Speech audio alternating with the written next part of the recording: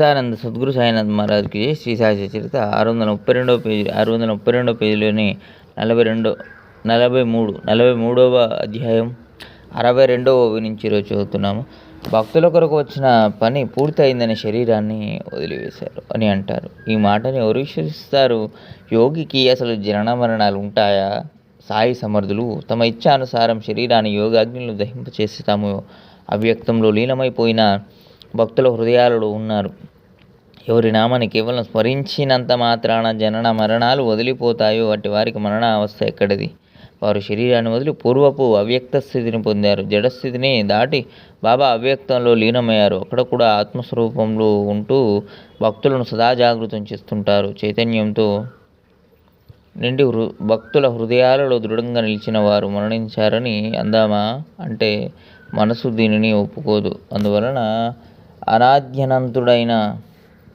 అనాద్యనంతుడైన ఈ సాయి విశ్వప్రళయం వరకు అనవరతం ఉంటారు. జనన మరణాలనే అపాయాలలో ఎప్పుడూ పడరు. జ్ఞానేశ్వర మహారాజు వెళ్ళిపోయారా? 300 ఏళ్ళయ్యాక మరల దర్శనమిచ్చారు. ఏకనాథ మహారాజు వారిని కలిసి వచ్చి జగానికి ఎంతో ఉపకారం చేశారు.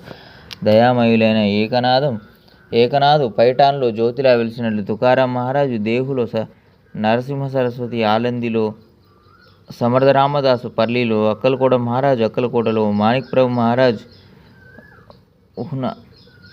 హున్నాబాద్లో వలె షిరిడీలో సాయి అట్లే వెలిశారు.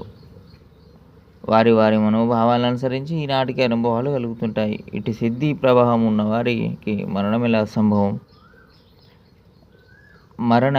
సంభవం? భక్తుల సేవా కార్యానికై శరీరాన్ని షిరిడీలో ఉంచి చరచరాలలో ఉన్న ఆత్మలో నిండి ఉన్న లీలావతారి సాయి సమర్థులు. 73వ నుంచి మరో వీడియోలో చదువుకుందాం. సచ్చిదానంద సద్గురు సాయినాథ్ మహారాజ్ ఈ లోక సమస్తాం సుఖినో భవంతు. శాంతి శాంతి శాంతి.